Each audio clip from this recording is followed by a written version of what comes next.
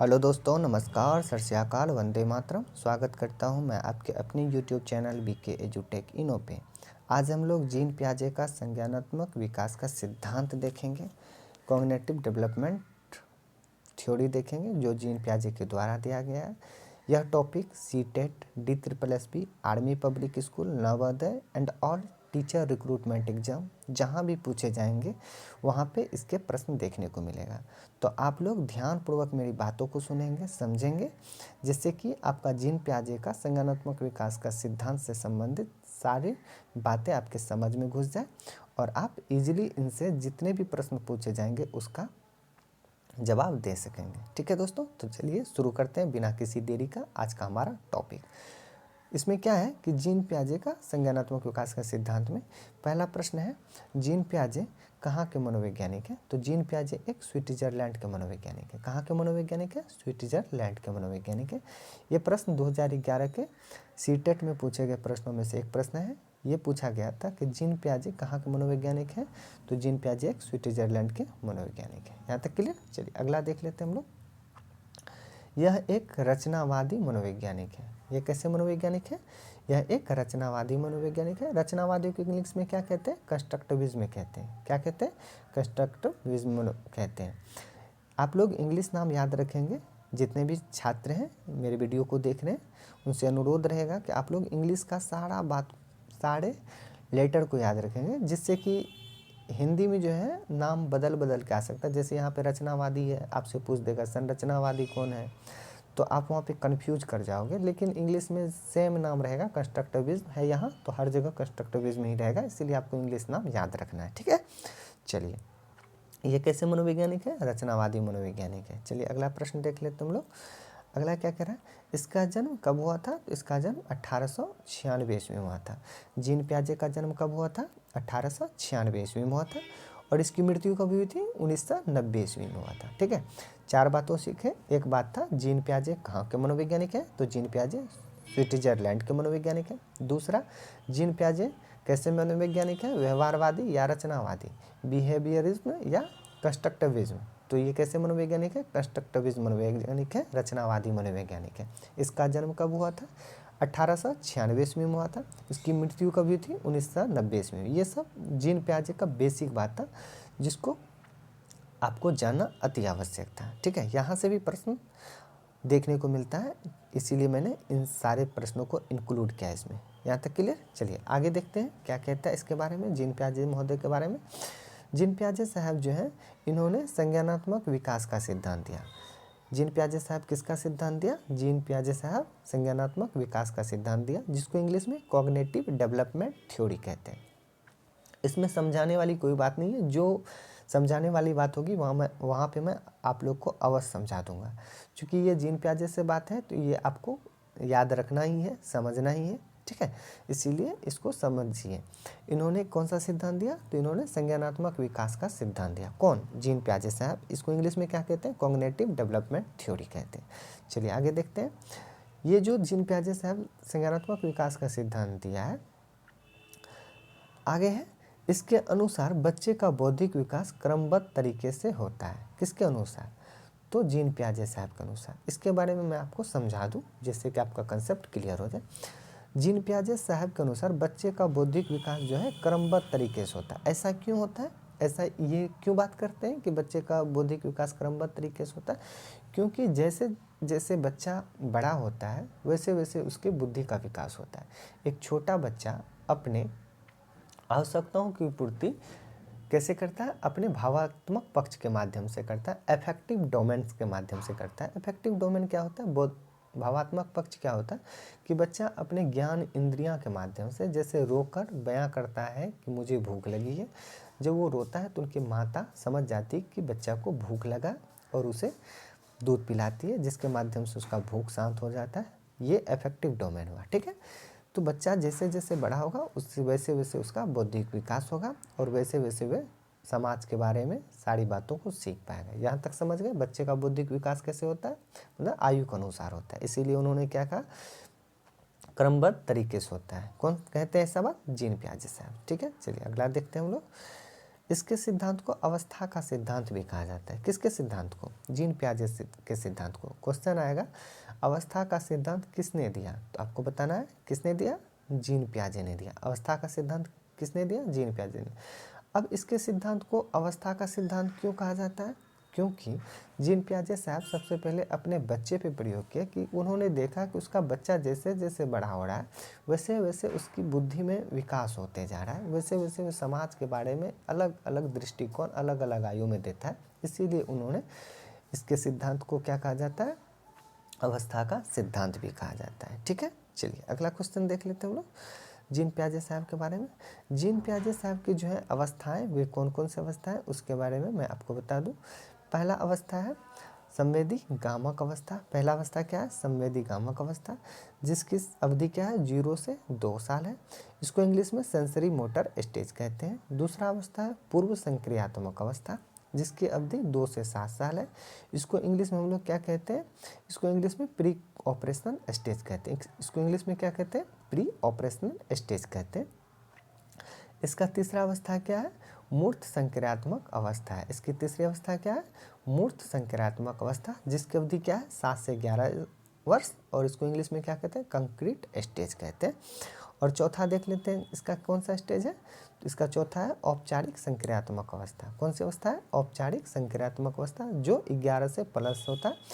इसको कहते हैं फॉर्मल ऑपरेशनल स्टेज। यहाँ तक क्लियर? तो जीन पियाजे के संज्ञानात्मक विकास कितने सिद्धांत दिए गए? इसमें 4 सिद्धांत दिए गए।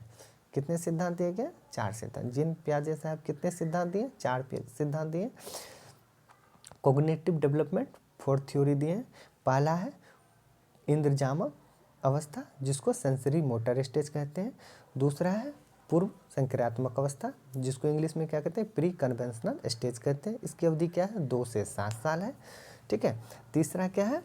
फॉर्मल स्टेज का है, सॉरी कंक्रीट स्टेज है, कंक्रीट लेवल है, जिसको इंग्लिश में हिंदी में क्या कहते हैं? मूर्त संक्रियात्मक अवस्था कहते हैं।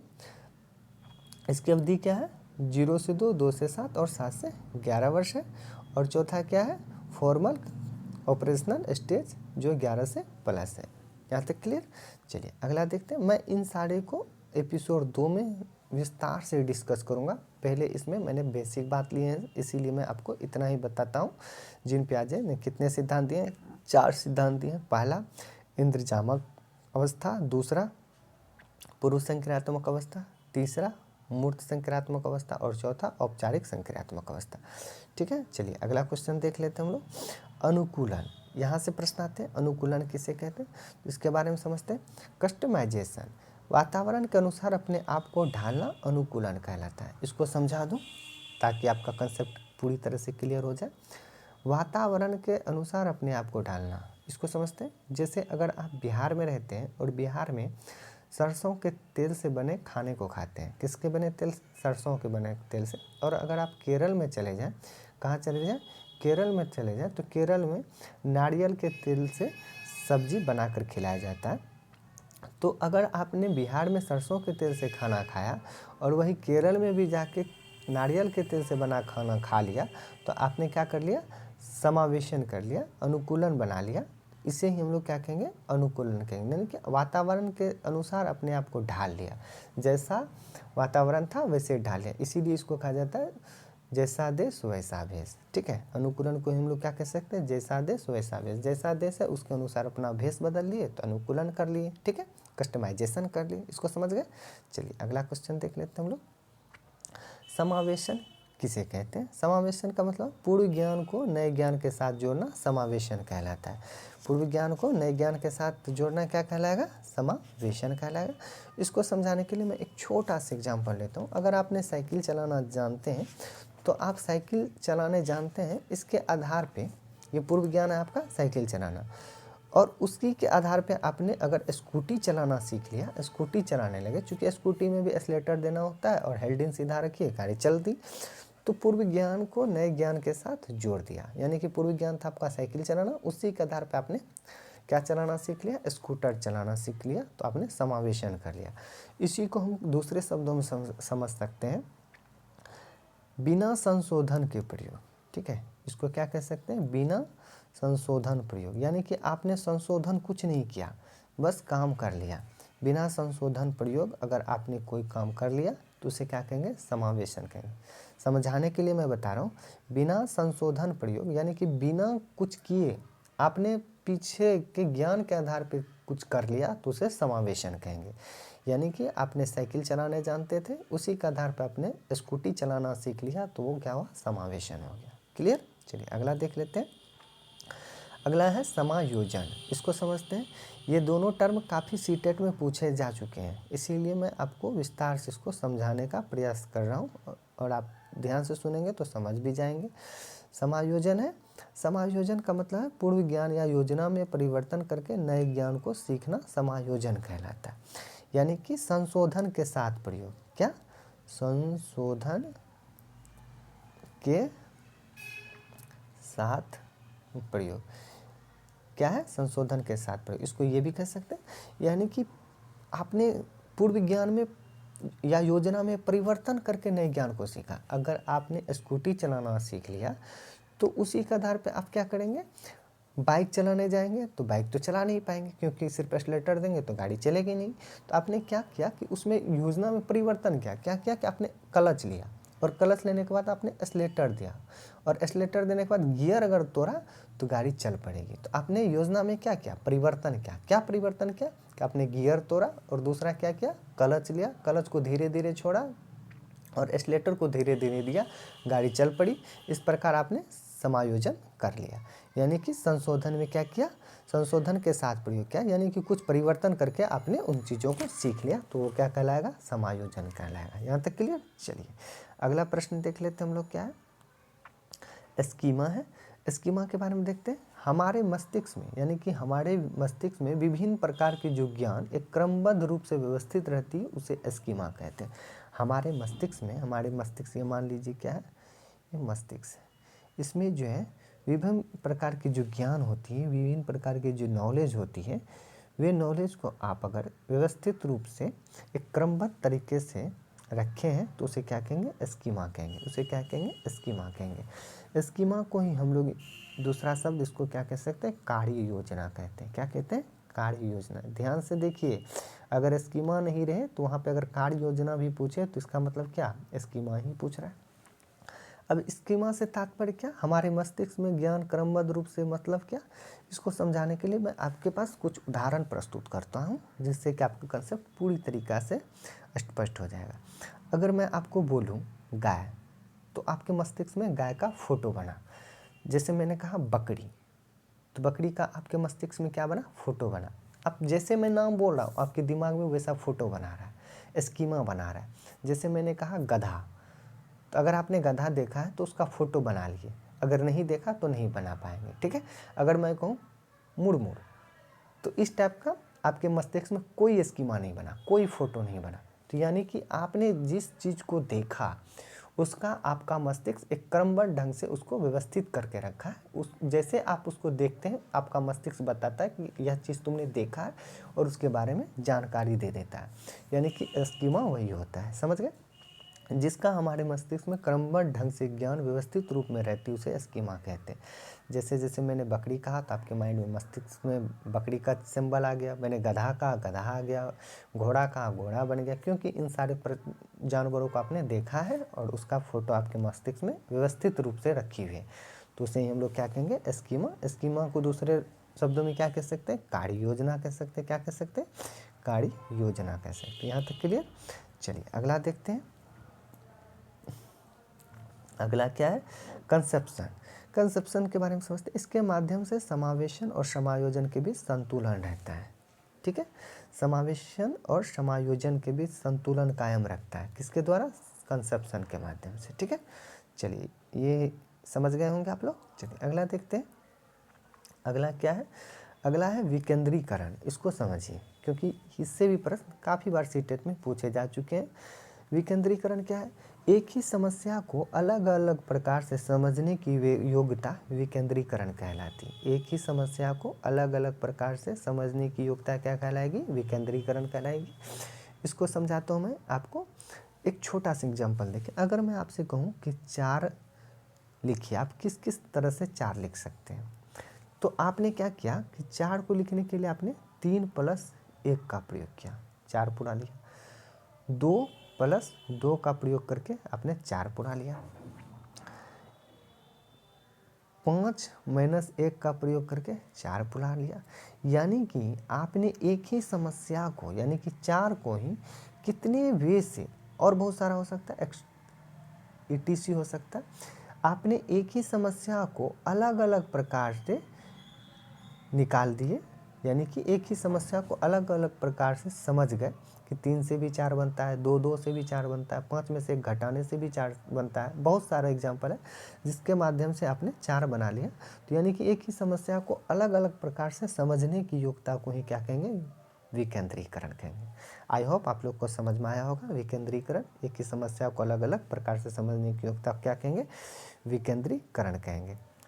ठीक है, यहाँ तक मैंने आपको समझा दिया। यानी कि जितने भी जीन पियाजे से संबंधित छोटे मोटे प्रश्न बनने वाले थे, बेसिक प्रश्न बनने वाले थे, मैंने सारे बातों को यहाँ पे बता दिया। ये एपिसोड 1 है। इसमें मैंने आपको बेसिक बात बताया जीन पियाजे के बारे में। जीन पियाजे का जन्म कब हुआ था, जीन पियाजे कहाँ के मनोवैज्ञानिक थे, जीन पियाजे कैसे मनोवैज्ञानिक थे, जीन पियाजे ने कितने सिद्धांत दिए, जीन पियाजे के सिद्धांत को और किस सिद्धांत के नाम से जाना जाता है। इसके बाद आपको विकेंद्रीकरण समझाया, संतुलन समझाया, समावेशन समझाया, समायोजन समझाया। इन सारे बेसिक बातों को मैंने आपको यहाँ पे बता दिया जो जीन पियाजे से संबंधित था। ठीक है, एपिसोड 1 में मैंने ये बात बताया आपको। अब जल्द ही आप लोग के लिए एपिसोड 2 लाऊंगा, जिसमें कि आपको जीन पियाजे के जितने भी सिद्धांत, जैसे कि स्नेक अवस्था जो है, पहला अवस्था है सेंसरी मोटर स्टेज, इसके बारे में विस्तार से बताऊंगा। फिर पूर्व संक्रियात्मक अवस्था, इसके बारे में विस्तार से बताऊंगा। मूर्त संक्रियात्मक अवस्था, इसके बारे में विस्तार से, और औपचारिक संक्रियात्मक अवस्था, इसके बारे में विस्तार से, और छोटे बड़े जो क्वेश्चन होंगे उसके बारे में बताऊंगा। और एक और एपिसोड, यानी कि टोटल 3 एपिसोड में मैं आपको जीन पियाजे के प्रश्न करवाऊंगा, और तीसरे एपिसोड में सारे प्रश्न को ले लूँगा 2011 से 2019 तक में जितने एग्जाम हुए हैं सीटेट में, और अदर एग्जाम जहाँ जहाँ भी पूछे गए हैं जीन पियाजे से संबंधित, उसके बारे में क्वेश्चन लूँगा। और अगर आप उन सारे प्रश्नों को देख लेंगे तो आशा करके चलिएगा कि जीन पियाजे से जितने भी प्रश्न बनने वाले होंगे, आप धड़ल्ले से एक ही बार में फूंक दीजिएगा तो सारा क्वेश्चन उड़ जाएगा। ठीक है, आप लोग को ये सारा बात समझ में आया होगा, आई होप। अगर इसमें आप लोग को समझने भी कहीं भी कठिनाइयों का सामना करना पड़ा तो आपसे उम्मीद है कि आप हमको कमेंट करेंगे, ताकि आपकी समस्याओं को दूर करने का हर संभव प्रयास किया जाएगा। Thank you for watching. और हाँ, अगर आप मेरे यूट्यूब चैनल पर पहली बार आए हैं तो आपसे उम्मीद है, रिक्वेस्ट है कि आप मेरे यूट्यूब चैनल को सब्सक्राइब कर लें और अपने दोस्तों यारों को भी भेज दें। अगर वीडियो अच्छा लगा हो तो लाइक कर लें। ठीक है, thank you for watching, bye, take care.